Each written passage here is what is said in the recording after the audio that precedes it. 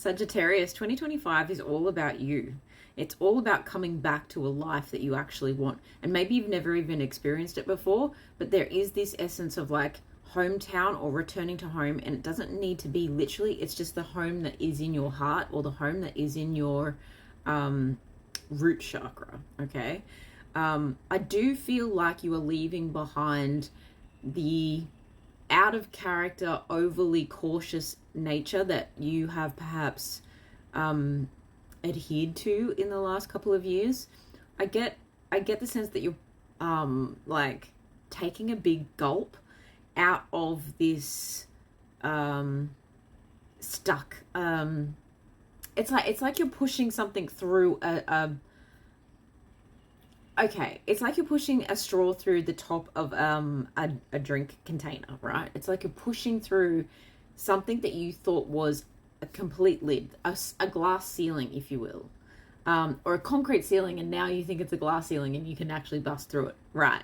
Do you know what I mean? Like you've been putting like unnatural because of who you are, because of what Sagittarians are essentially wanting to be adventurous and expansive, happy-go-lucky kind of people. You've put a lid on that, and I don't think you need to be doing that anymore. There's there's been a reluctance, and I don't think it's been something you've been consciously doing. I just think it's a reluctance to believe that anything was ever going to go your way again.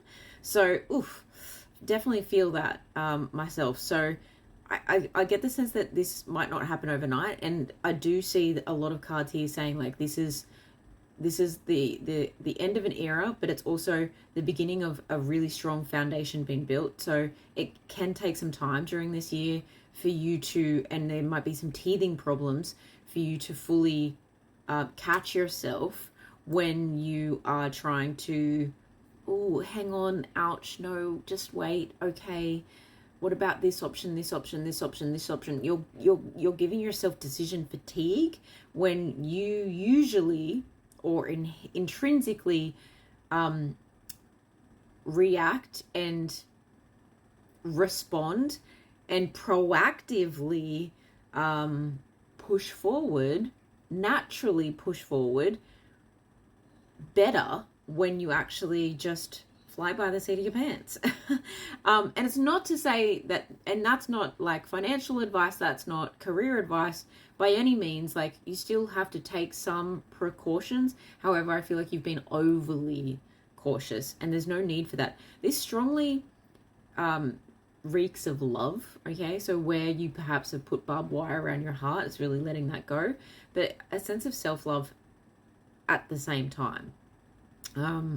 And that's where I feel like it's returning home to yourself. Your physical body is having a solid, let me say robust glow up. And so that isn't so much an external prettying up of anything. It is nitty gritty, getting down to, I'm hearing the sinew, okay? So maybe you're someone who's looking at your fascia all of a sudden, and you're like, okay, how do I breathe life into my fascia, however you want to say it, and then it's like, okay, the muscles and the ligaments, and is everything firing the way it needs to be firing in order to support me through this 10 plus years that cycle that I'm moving into now of growing in confidence, growing in speed of things, trusting the universe more, giving myself permission to, I'm hearing, count my score. So testing the waters and then going, okay, I can do that. Okay, I proved I could do that. Yeah, and it's only to yourself.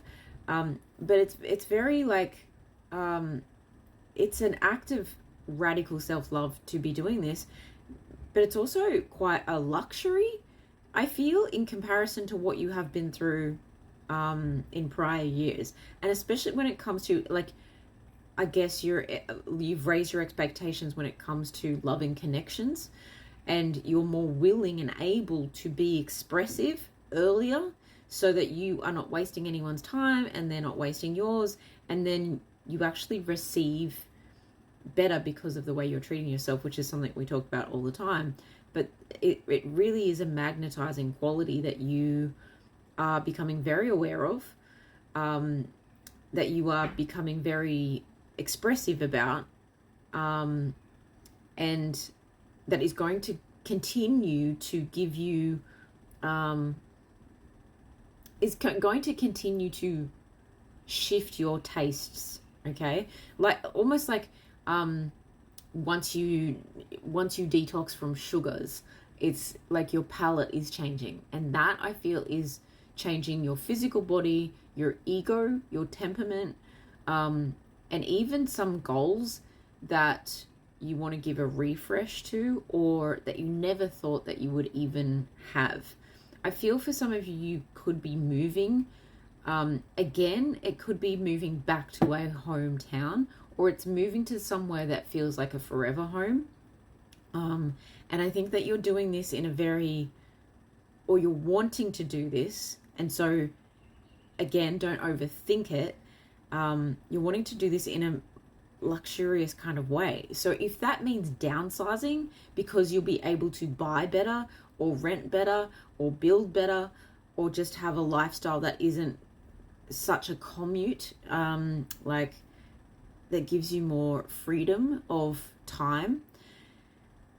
And I also sense that if you are purchasing a new home, building a new home, renovating a home, even like whatever you're doing to your home, you're doing it in style and you're doing it unapologetically. So I see like very layered, it's kind of British in my mind. If anyone has ever seen the Elle Decor UK kind of vibe, it's layered, it's maximalist. And it's not to say that that's what you'll be going for, but you want max out of life now, which is inherently who you are or who you were born to be. So max, but without max effort, because I feel like the reason you need to listen closely to your body is because you've been someone to over exhaust yourself physically, just doing that little bit too much too often. And so the new spring in your step, respect it, own it, cultivate it, keep doing more things that are going to help you to bring that pep in your step, and more things to keep inspiring that confidence.